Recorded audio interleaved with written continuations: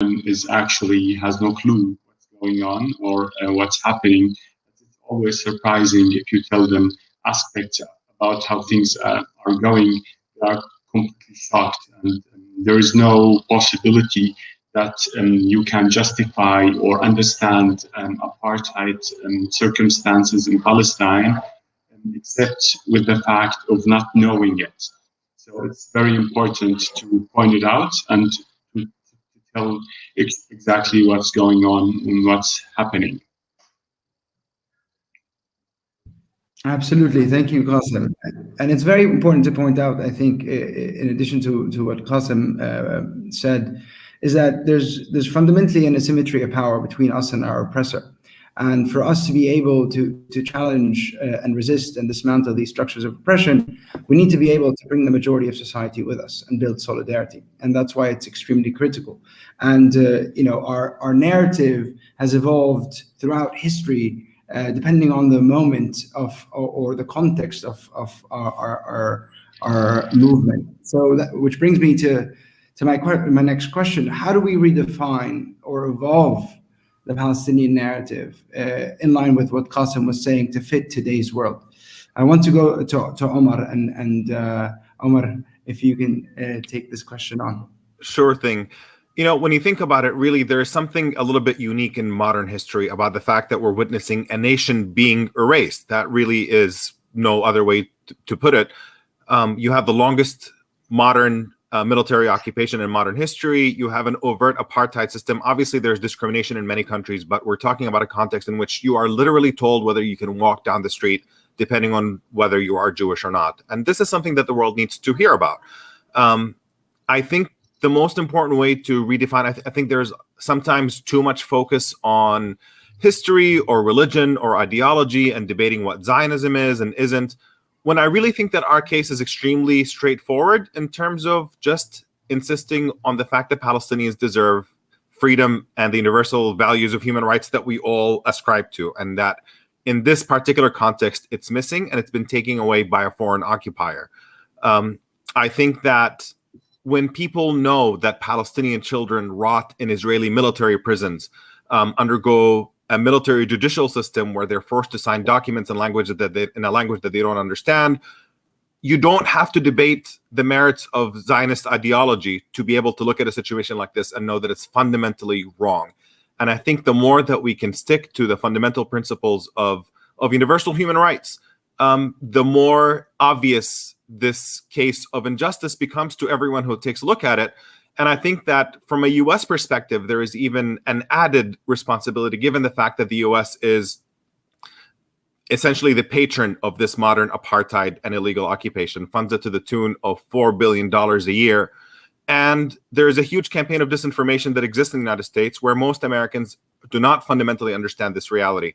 And in a democratic society where you have people's tax dollars funding these kinds of severe human rights abuses and the erasure of a nation, it becomes clear that there is getting that narrative, getting the Palestinian story out is not just a matter of solidarity with Palestinians as another people, but a matter of moral responsibility for Americans who are absolutely complicit in that oppression.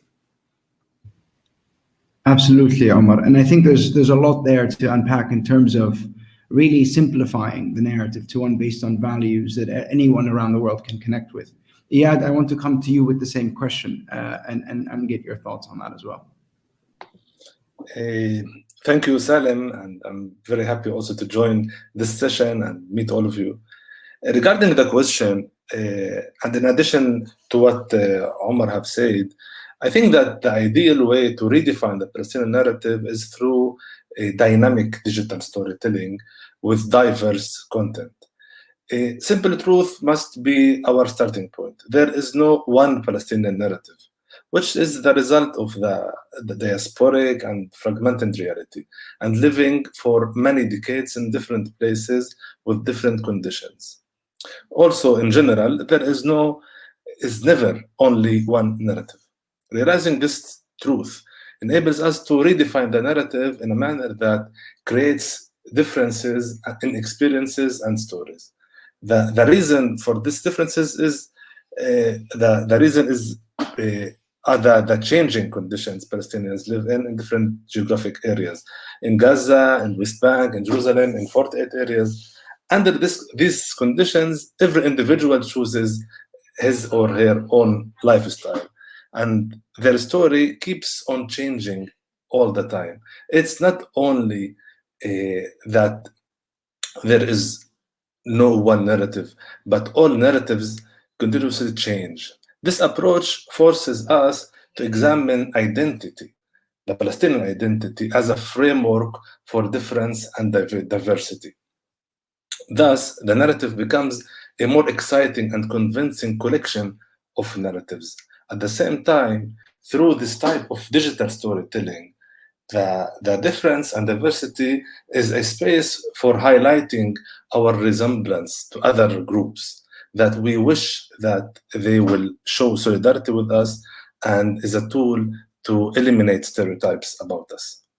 We in Hamli decided to use modern digital storytelling tools and methods in the project Untold Palestine, along with the new approaches. We digitally narrated stories of Palestine, stories that were never been told before, or were never highlighted enough before. So we presented these stories, very different stories, and how the characters of the stories perceived it. On the same page via Instagram and Facebook, all the stories had the same frame.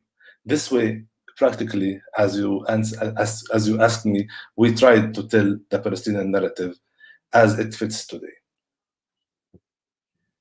Thanks, Iad. I think you touched on a very important issue that I often grapple with. Is what is the Palestinian narrative? And it is very much tied to identity and the state of Palestinian society. It's fragmented. There's 30 million Palestinians around the world that have a different story depending on where they grew up, what their experience is, what their background is. And there's beauty in that diversity. And identity is not a static, but a concept that is fluid. And so, there shouldn't be a monopoly on it, and there shouldn't be a hierarchy of whose story is more important. And this brings me to the idea of the role of technology in storytelling, because it also decentralizes the author and the ability and the medium to share that story with the world. So Qasem, I want to come to you and your experience in Palestine Speaks. How have you leveraged technology in being able to share that story as a Palestinian based in Germany, but also as Palestinians with different backgrounds and contexts and experiences that live in Germany? It's a great question, first of all. I would like to add just a small note to the question before, that the diversity of the Palestinian identity is actually the new modern narrative we should tell. It's like the 2.0 edition of being a Palestinian, which brings it to another. It's a power which we haven't used before, and we should exactly start on that diversity as a new Palestinian identity. Okay, to your second question. We are trying to use this technology to connect Palestinians from outside of Germany and in Germany. We have already we have already 7 Palestine Speaks groups in Germany, and we are totally connected on a daily basis, which wouldn't be possible like 10 years ago or something. And we have like our coordinated events and our coordinated plans, and it's much easier. It's actually not possible if you see it this way 10 years ago without this technology. This is about like the small note in the organization of a small activist group. But the most important issue is that like we can connect with other organizations from all over the world, with activists, Palestinian and non-Palestinian activists from all over the world. And one of our big programs would have been the Palestine Festival, which we delayed for the next year according to the corona restrictions. It would have been a kind of a hybrid between face-to-face activities and also, of course, like many speakers from all over the world who we could have as a guest. And it's it's a very unique opportunity to bring other contexts in the game, like the American context is another one, the Canadian, and the Palestinian, depending on where you come from, is it Palestine, 48, Gaza, or West Bank, and all these inputs, to combine them and to bring them to a wide public is actually the future. That's what we should strengthen and go further in it. Thank you, Qasem. And I want to come to Omar. Omar, with IMEU, you are pioneers in sharing, the story of Palestine with the world and the narrative, and using social media. Talk me through a bit about your thinking and how you leverage that within the context of the US, where it is one of the most strategic areas, I think, for the Palestinian movement and being able to mobilize and connect digitally. For sure. In terms of what the US context is to some extent, I mean, historically, just for decades now, we've had fairly widespread anti-Palestinian bias, both in terms of official news and political commentary, as well as in Hollywood movies. There's a documentary by the late Jack Shaheen called Real Bad Arabs that really does a terrific job of highlighting the extent of anti-Palestinian imagery that exists in Hollywood movies over a period of decades. And there was a time when it was absolutely crucial and critical to penetrate those media and filmmaking spaces in order to present a slightly different view of Palestinians, to correct that narrative and present who we are. And it's really quite a moment right now to be living in a moment where you don't have to penetrate those spaces, because you can create your own narrative on your own. And this is a huge part of what IMEU attempted to capitalize on. And it seems like we're doing a decent job at helping shift that narrative. And we're seeing it pay off, in terms of the extent of the traction that we get with our explainer videos and memes and posts across every social media platform. We try to diversify our content as much as possible and to tailor it to different audiences with different levels of knowledge and expertise on this issue, from people who know absolutely nothing, wouldn't be able to point to Palestine on a map, versus people who are fairly well versed on the issue and just need the more higher level information and analysis. We try to cover that entire spectrum. And it's a reality that we've witnessed in recent years, a massive shift in public discourse on the issue of Palestine, where now a majority of Democrats, the more liberal-leaning party in the United States, favors essentially holding Israel accountable for its violations against Palestinian rights, favoring the idea of restricting U.S. military aid to Israel until Israel complies with its obligations under international law. And you have instances where, just in the past few days, there was an interesting example of a man named Andrew Yang, who is running to be the mayor of New York City. He came out with very aggressive and ugly comments about the BDS movement, accusing it of being anti-Semitic and smearing it in all sorts of ways. And he's been doing the rounds in mainstream media outlets, and not a single outlet would ask him about those comments to try to explain himself. But we live in such a world where the power of the digital age is so dominant that now you have random progressive shows with millions of followers who get a lot of traction online. And one of those progressive shows, led by two podcasters, Crystal Ball and Kyle Kulinski, they had him on and they held his feet to the fire on the question of BDS and insisted on him trying to explain why he's smearing that movement and what his problem is exactly with nonviolent Palestinian resistance. This is a huge shift where now American political figures are accountable on the issue of Palestine and have to answer to it, precisely because of the way that the digital age has allowed us to insert ourselves into that conversation and push that narrative forward. So it's really an invaluable development that I think we're trying to take advantage of in every way that we can. Absolutely. Thank you, Omar. And I think also at PIPD, we've been exploring the different uses of technology to promote the Palestinian narrative and move beyond the echo chamber. And I think that's something I want to get to as well, is who do we speak to and how do we get there? We created a tool called Palestine Virtual Reality. I think my colleague Mice had a workshop on it yesterday. But basically, my long-held belief was nobody can come to Palestine and see apartheid and leave the same way. I mean, once you see the wall, a settlement, etc., and how can we then bring Palestine to the rest of the world that don't have the ability to come or can't come? Like the millions of Palestinian refugees around the world. So technology through the virtual reality tours has given us the ability to connect and show Palestine for what it is and hear stories directly from Palestinians on the ground, but also open new doors to audiences that I think usually don't or are not familiar with Palestine. And so I want to ask this question, which we grapple with a lot. Do we speak? Who do we talk to? Who do we try to convert and bring as part of our movement for liberation and freedom and rights? And this is extremely important because the means are just as important as the context, and so is the audience. So Iyad, I want to come back to you and get your thoughts about who should we be speaking to? Who should we be targeting? Yeah, it's a very good question, Salem. I think that each storytelling platform has a certain audience and can choose a certain audience, and it's important to choose a certain audience who it considers to be the most primary. We at Untold Palestine chose to prioritize a particular audience, and that is young people in the West who enjoy significant international political influence, an audience whose ethics and political principles can bring them to support the Palestinian cause, a young audience who is more progressive, leftist, liberal, who supports human rights and opposes right-wing tendencies. This is our audience. For a long time,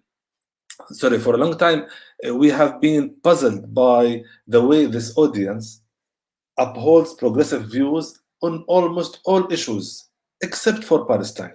Unfortunately, most of the time, they take stances in support of Israel. However, in recent years, there are signifiers telling, as Omar said, of some transformations in parts of this audience, thanks to huge and successful efforts. And we saw this as an opportunity. We decided to target the youth in this group, those who have still not fully formulated their positions, those who can still influence ideologically and emotionally, an audience who is easier to reach by digital storytelling. This is an audience that we think is important to target in short term and long term. In the short term, this audience has the ability to pressure decision makers in their countries today, especially in the USA and Europe, to influence parliament members, governments, and people in other influential positions through elections and other civil and democratic means. Our goal is for the accumulating content of Untold Palestine to become a source for activists and leaders to get to know Palestinians, people, their stories and their struggles, and to highlight overlapping principles and common interests that engender solidarity, familiarity, and closeness, not a pity or distance, a familiarity that helps us transcend binaries and break stereotypes. So we know that we are still in the trial stage and are just getting started. And the task before us is not simple at all. In order to actually reach this audience, we need the help of organizations like IMEU, groups and individuals, leaders in the USA and in UK and in Europe. Working together will enable us to create an active network that can promote effective content and accumulate way that can have a real influence on our target group, this group. Thank you, Iyad. I apologize for missing most of your answer. If we want to talk about digital rights, my internet crashed. Just to show you the internet infrastructure we have in the West Bank. I'm currently in Jericho, so I had to connect on hotspot, which is 3G, which is the furthest G we have currently in Palestine because of the occupation.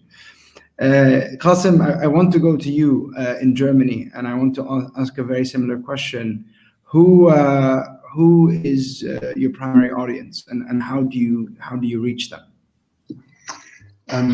First of all, we try actually to reach out to our Palestinian fellows. This is the most important issue we are trying to achieve at the moment. There are thousands and thousands of Palestinians. It's like a sleeping potential who are not involved in the direct Palestinian activism or in the discussions which is led about the Palestinians. One of the most annoying things in the German context is that, like, discussions about Palestinians and their lives and what's going on in land is actually been led by white Germans with white lobbyist groups for Israel, and they talk about Palestinians but never with Palestinians. And our primary goal is to change this situation and to reconnect all Palestinians together. And the secondary goal would be to talk to Germans and explain the Palestinian narrative from our aspect, and telling them what's actually is going on and how Germany and its government is actually a partner in the crime which is happening on a daily basis in Palestine, actually in all parts in Palestine. So it's actually, we are in the formation phase where we reconnect and connect all Palestinian powers who are willing to take part. These are our aim group. In the beginning, we are talking about Palestinians in the third generation already in Germany. So it's not a plenty. It's a big amount of people. And I think we can change much if we connect together. And the majority of our events and activities are actually for everybody accessible and understandable. I would say it's not like you need a specific details or knowledge about history and Palestine to understand which activities we are doing. So it's actually for the whole, for every average person in Germany. So we are aiming to change a narrative which is told about the Palestinians. So we are trying to reach out to the biggest number of people, and yes, it's actually going very well.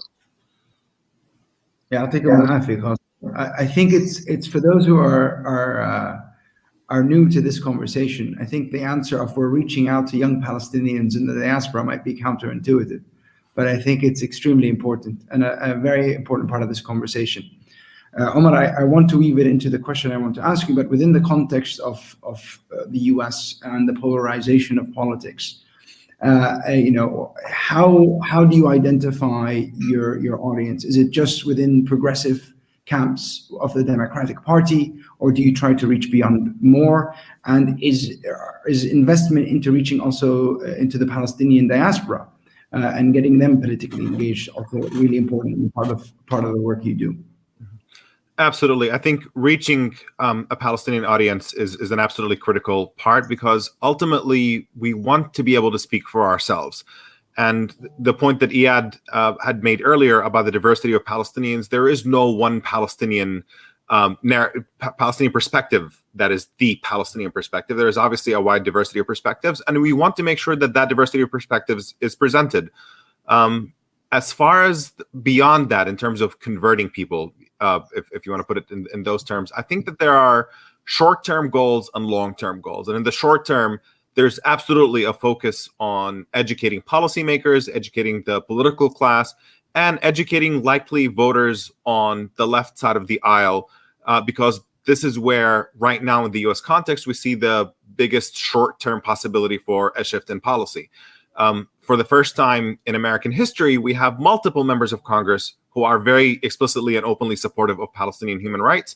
And you have them succeeding in unseating long-time, powerful pro-Israel members of Congress as well. So this idea that to be supportive of Palestinian rights or to be critical of Israel is the kiss of death for your political career is something that is changing before our eyes. And it is changing on the left end of the spectrum, on the progressive side of the Democratic Party. And because of that, we see that as a reason to focus on in that direction in the short term.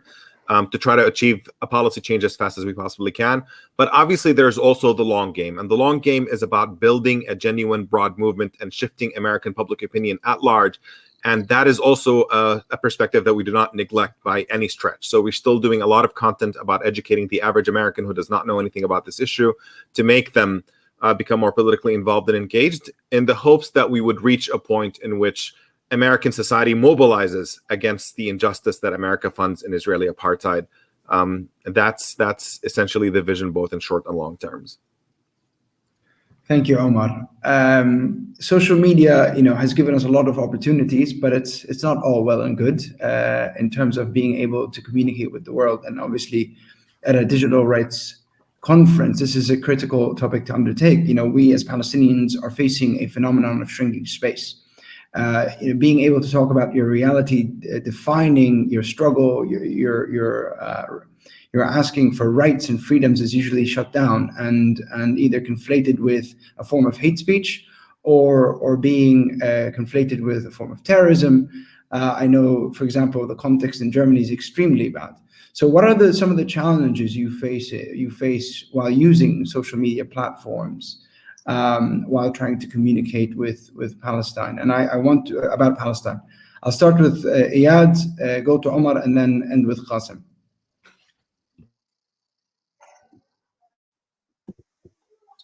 Yes, Salem. I think at Hamli we conducted multiple studies on how the policies of social media websites contribute to shrinking of space for self-expression online, specifically regarding restrictions on Palestinian content on Facebook, Instagram, YouTube, and other websites.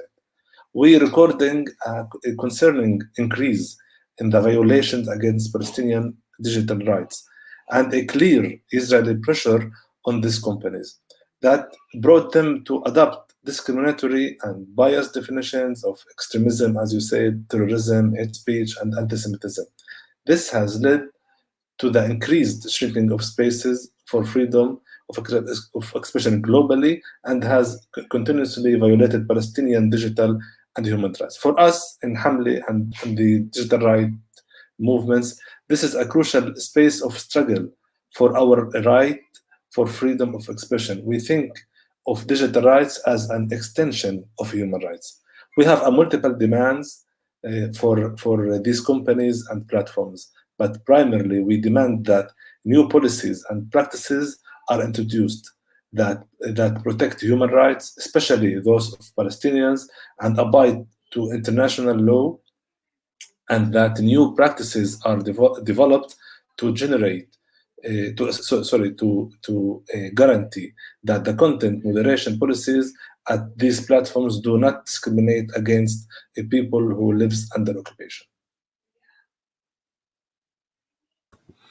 Everything that Iyad said. I would just add to think about in sort of like zooming back and taking a look at it. I think the primary problem is that these massive social media companies, first of all, they have too much power in terms of what their ability to regulate content, even though they're technically free from liability for it, they still choose to do it anyway. And I think they do it in deference to the powerful. In this case, they're super deferential to the American government and to the Israeli government about what voices are acceptable and what are not. So for Hamas and Hezbollah are not allowed to have Twitter accounts. They're banned because they're designated by the US State Department as terrorist organizations. But the IDF has a Twitter account, and frankly, it's a vile and violent one where they constantly brag about the things that they do. During the March of Return, when they were opening fire on civilians and murdering medics at the border with Gaza, the Israeli military was tweeting about how they know where every bullet is landing. I mean, this is really horrifying stuff, and that somehow does not violate any policy. So there's an obvious double standard in this case. And we have situations in which really prominent Palestinians, I think everybody, Noura Arakat was a speaker yesterday at Hamli's, at yesterday's session. She's a fairly prominent academic, and she gets posts taken down that are deemed to be inappropriate by Facebook or Instagram or what have you. And that's the same of celebrities like the Hadid family when they post about their Palestinian history. So clearly there's a fundamental problem. And I think the issue is that we simultaneously want these outlets to crack down on hate speech, but they desperately need to be educated about what is and isn't hate speech, because this, the narrative being promoted by the Israeli government that to be critical of Israeli policy and the discrimination against Palestinians is somehow that's the hate speech. It's absolutely absurd and backwards. And so I think that there needs to be a significant investment in educating these platforms in order to get to a better place where our voices are not stifled and censored.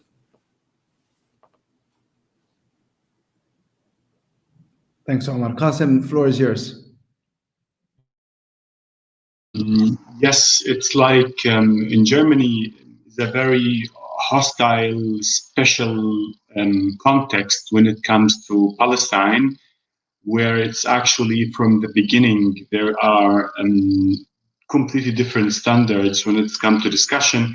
And as I said before, it's like the discussions about Palestine and Palestinians are never being led with Palestinians. It's always about Palestinians or about Palestine, but with people who are not really involved. So, or just Israelis. And this is exactly the same culture of discussion when it comes to social media or Facebook in particular. I still remember like trying to advertise one of our demonstrations, which is like completely legal, completely accepted and well known by the police and the government. And they still refuse. After like 5 minutes, you get like, no, we are not gonna advertise this event, and it's always actually for having the name Palestine in Palestine Speaks. So we know that,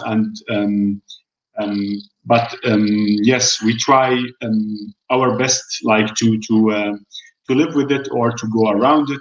But it's always, as I said, a completely difficult context. Even if we talk about not only social media, we're talking about the media in general in Germany. Like there's only one-sided reporting about the issues which are going on, and even like not a long time ago, some of our Jewish Israeli supporters who are anti-Zionists and leftists have been like they shredded them in the media. Calling them anti-Semites and self-hating Jews and all, like they have been like, and they cut the money, like the funding. It was always one-sided discussions. And yes, but as I said, it's like they can't ignore us for long. It's like you can't keep a system of oppression legitimating apartheid and violation of international law and human rights and keep the people silent watching. So I guess, and we started also a new sign by our lawsuit, which we made with different activist groups against the German Bundestag because of their anti-BDS resolution of 2019. So yeah, there's ups and downs. Thank you, Qasem. We're going to take a few questions from the audience. I'm going to merge them into one question, and I want to give each panelist 1 minute to answer. So the question is, who are you building solidarity with in terms of other movements within your own context? And then what can people do to take action and stand with Palestine? So I'm going to go back to Qasem, then Omar, and then we'll end with Iyad. We take actions with all oppressed groups, from Kashmir to Pakistan, to all Arabic countries, Syria, Yemen, and of course with the Black Lives Matter movements, and like everywhere where you have like indigenous people fighting for basic human rights, we will be there and we will support. And people can support us by being there, by spending money, by taking part, by spreading the word. Also very similar to what Qasem had said. Basically, we're in solidarity with every social justice movement that is fighting for people who don't have full justice. In this case, in the US context, is primarily Black Lives Matter, immigrant rights movements, indigenous rights, feminists, LGBTQ groups, and so on. And the primary challenge that we have, I think, in the US is the fact, there's a quote by Stephen Hawking who said, "The greatest enemy of knowledge is not ignorance, it's the illusion of knowledge." And we've just dealt with decades of disinformation on this particular issue. That it's not just a matter of telling people about what's happening in Palestine, but about unscrambling all the nonsense that they think is happening in Palestine before we can educate them about it. And so there's a million ways that people can plug in. I think, it matters what people's skill sets are and what they bring to the table. If you're an organizer, organize. If you're a communications professional, try to put better information out there about this. If you're working in policymaking circles, lobby for those kinds of changes. So I really think that there's a diversity of ways. As long as people are plugged in and looking for ways to utilize their skills to educate people around them about what is actually happening in Palestine and pushing for a shift in policy, that work is absolutely commendable and appreciated. Thank you, Omar. Iyad, final words. Yeah, and I think that we're still in our first steps, but we choose stories that emphasize the common values that we have with other social justice or solidarity or civil movements like environment, like all of these issues that we don't generally, as Palestinians, talk about. We think that if we emphasize this aspects in our stories, we can bring these common values and make a more strong solidarity with us. Thank you so much, everyone. And please do spread the word. Speak to your friends, to your family, to your community. Hold your representatives, the companies working within your countries accountable, and spend your money wisely. And follow Untold Palestine, IMEU, and Palestine Speaks, and PIPD. And thank you so much for joining us. Thanks so much for Hamli for putting this on, especially Munia, Sara, Dahoud, and Nadim. You guys have done an incredible job. The events continue until April 1st, and after this session, we will be graced by the presence of Amir Zahir for an inspirational talk. Thank you, everyone, so much. Thank you for joining us, and have a lovely evening. Thank you, and please follow Salem too. Your commentary is absolutely terrific. I think it's really worthwhile for people who care about this issue. Thank you, Salem. Thank you, everybody. Bye. Matt, bye-bye.